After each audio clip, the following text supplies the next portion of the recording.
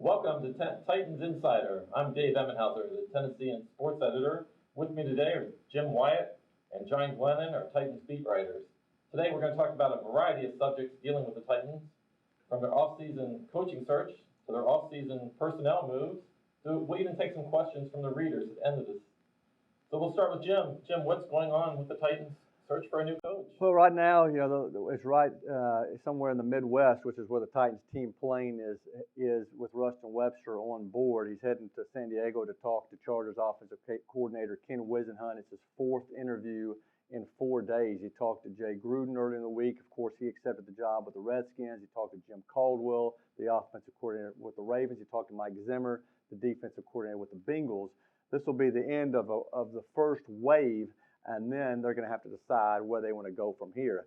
Have they fallen in love with a Zimmer or maybe a Whisenhunt or Caldwell and want to zero in on one of those guys, or do they want to take this thing a little bit further? They had some other guys on their initial list, so it's not like they're coming up with a new list now. Dan Quinn from Seattle, Darrell Bevell from Seattle.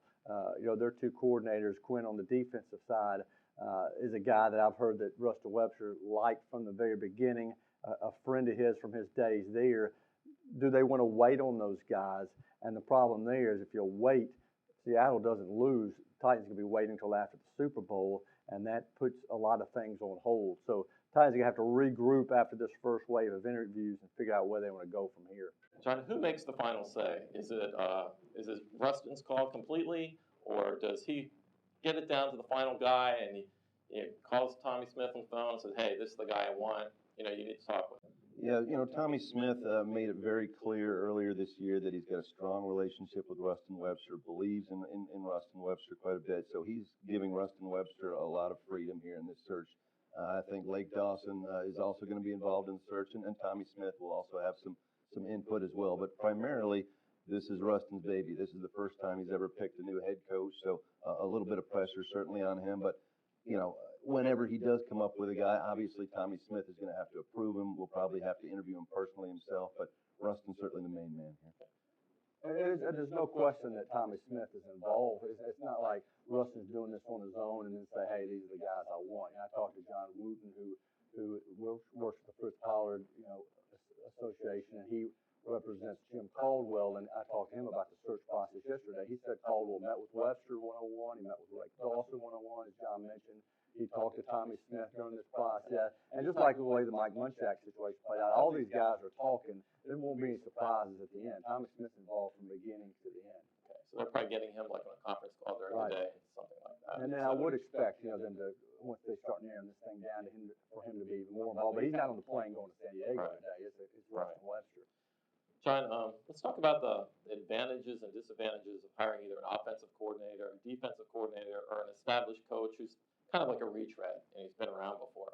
You have a story coming out Sunday in the Tennessean. I don't want you to give out too much insight of what you have in this story, but what are the pros and cons of going in either direction? Yeah, I think in terms of offense, if you look at going for an offensive coordinator, to me, I think there are more questions regarding the Titans on the offensive side of the ball. You've still got an inexperienced quarterback, whether that's Jake Locker, whether it's somebody they pick up in the draft, it's going to be a young quarterback. You've got a couple of young wide receivers, and Kendall Wright, Justin Hunter, young guys on the offensive line. You might have a rookie running back. That's certainly a possibility as well. So to me, I think there's more questions on the offensive side of the ball. Plus, offense is kind of the way the game is going these days. It's almost like an arena football situation. You're outscoring most teams these days. So logic to me says you should look more on the offensive side of the ball, maybe an offensive coordinator. Now, you can make a good argument for defense as well. As Jim said earlier, even a defensive guy can come in with a good offensive coordinator. And there are still questions on the defensive side of the ball. You look at the linebackers, I think certainly took a step back last year, and they're still young guys. I think they can be shaped. You look at defensive end, Derek Morgan is the guy that still has to be shaped, I think, a little bit more. And you look also in the secondary, if Altron Werner leaves, if Bernard Pollard leaves, there's going to be questions there. So that way you could say, maybe we need a defensive side. To me, though, more questions on the offensive side of the ball. So logic says an offensive guy. Okay. Let's close this segment with one quick question. Who's coaching the Titans? Opening day, LP Field. Is it 6 months from now, 7 months from now, 8 months from now?